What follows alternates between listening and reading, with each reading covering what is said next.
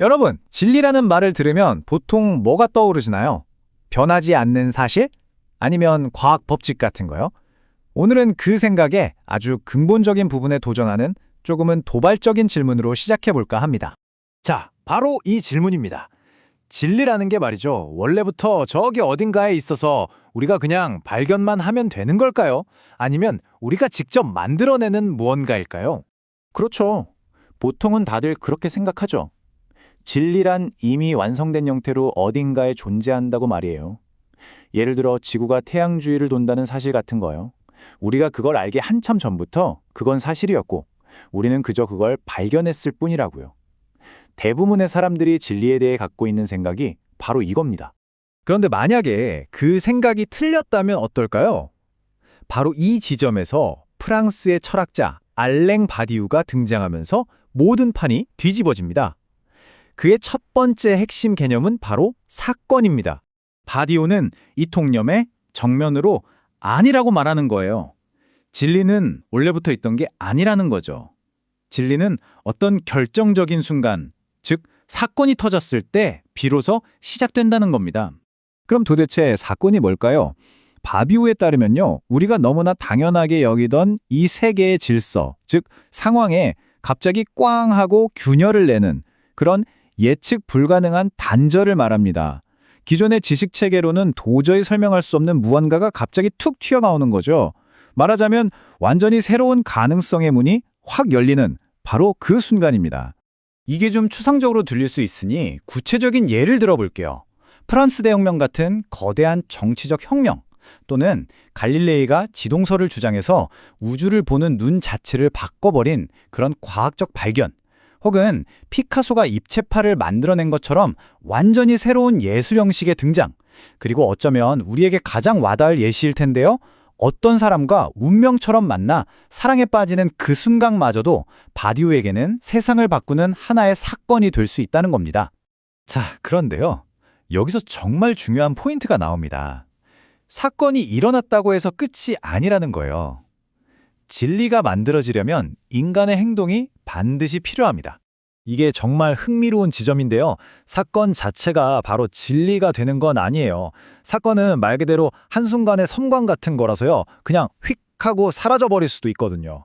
진리가 진짜로 태어나려면 그 번쩍하는 섬광을 붙들고 이거다! 라고 외치면서 행동하는 누군가가 있어야만 합니다. 바디오는 이 과정을 아주 명확하게 4단계로 보여주는데요. 한번 따라가 볼까요? 첫째, 기존의 세상을 깨는 사건이 빵 터집니다. 둘째, 어떤 주체가 나타나서 나는 저 사건이 연 새로운 가능성에 내 모든 것을 걸겠다라고 선언하죠. 셋째, 그들은 낡은 세상 속에서 사건과 연결된 새로운 조각들을 하나하나 찾아내고 탐색, 이 새로운 질서를 세상에 끈질기게 밀어붙입니다. 강제. 그리고 마침내 네 번째 단계에서 완전히 새로운 진리가 세상에 딱 자리 잡게 되는 거죠. 여기서 말하는 충실성이라는 말이 그냥 믿는다는 뜻이 절대 아니에요. 훨씬 더 적극적이고 심지어는 좀 전투적인 개념입니다. 이제 예전 방식은 끝났다. 나는 이 사건이 보여준 새로운 길을 따르겠다. 라고 결단하고 주변의 모든 방해와 압력에 맞서서 그 결정을 계속해서 지켜나가는 행동. 그게 바로 충실성입니다. 바로 이 지점에서 바디우가 말하는 진리랑 우리가 보통 아는 지식이 완전히 다른 길을 가게 됩니다. 이 표를 한번 보세요. 오른쪽에 있는 지식은 뭐죠?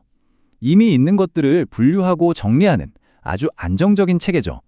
반면에 왼쪽에 있는 진리는요, 기존 체계를 완전히 뒤엎어버리는 파괴적이고 새로운 가능성 그 자체입니다. 그래서 지식은 우리에게 질서를 요구하지만 진리는 우리에게 행동을 요구하는 겁니다. 와, 좀 멋있지 않나요? 그럼 이 철학이 그냥 뜬구름 잡는 얘기일까요? 절대 아니죠. 바디오는 이 진리가 실제로 우리 삶의 어떤 영역에서 태어나는지 구체적으로 보여줍니다. 정치, 과학, 예술, 그리고 사랑. 바디우는 이 네 곳이 바로 진리가 태어나는 주 무대라고 봤습니다. 예를 들면 정치 영역에서 혁명이라는 사건이 터지면서 모든 인간은 평등하다는 새로운 진리가 탄생했고요.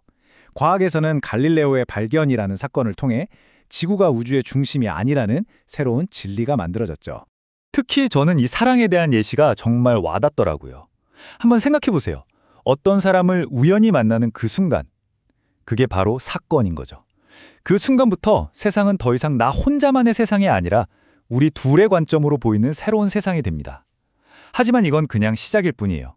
그 사랑의 진짜 진리는 그 사건에 충실하면서 함께 싸우고 이해하고 미래를 만들어가는 그 끈질긴 과정 속에서만 비로소 만들어지는 겁니다.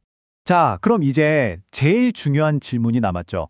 알겠습니다. 바디우 철학이 이런 거군요. 근데 그래서 이게 오늘날 우리한테 왜 중요할까요? 우리가 사는 시대는 어때요? 정답은 없어. 사람마다 진리가 다른 거지. 이런 말 정말 많이 하잖아요. 일종의 진리 상대주의 시대죠. 바디오는 바로 이런 생각에 아주 강력한 대안을 던집니다. 그러니까 핵심은 이겁니다. 바디오에게 진리란 절대로 개인적인 의견이나 느낌 같은 게 아니에요. 보편적인 겁니다. 그리고 이건 그냥 주어지는 게 아니라 우리가 직접 참여해서 만들어가야 하는 엄청난 헌신을 요구하는 과정인 거죠. 결국 바디오의 철학은 우리한테 보내는 하나의 행동 촉구 같은 거예요. 제자리에 안주하지 말라는 거죠. 당신의 세상을 뒤흔드는 사건의 순간들을 예민하게 포착하고 그 사건이 열어젖힌 새로운 가능성을 외면하지 말라고, 그리고 끝까지 그것에 충실할 용기를 내라고 우리를 응원하는 겁니다. 이 한 문장이 오늘 이야기의 모든 걸 담고 있다고 생각해요. 문제는 진리를 소비하는 것이 아니라 그 창조에 참여하는 것이다. 진리는 구경하는 게 아니라 우리가 바로 그 창조의 주체가 되어야 한다는 말이죠. 자, 이제 이 질문을 여러분 자신에게 한번 던져보셨으면 합니다. 여러분의 삶을 근본적으로 뒤바꿔 놓은 사건은 무엇이었나요? 그리고 더 중요한 질문은 이겁니다. 지금 당신은 그 사건이 열어준 새로운 가능성에 충실하게 행동하고 있나요?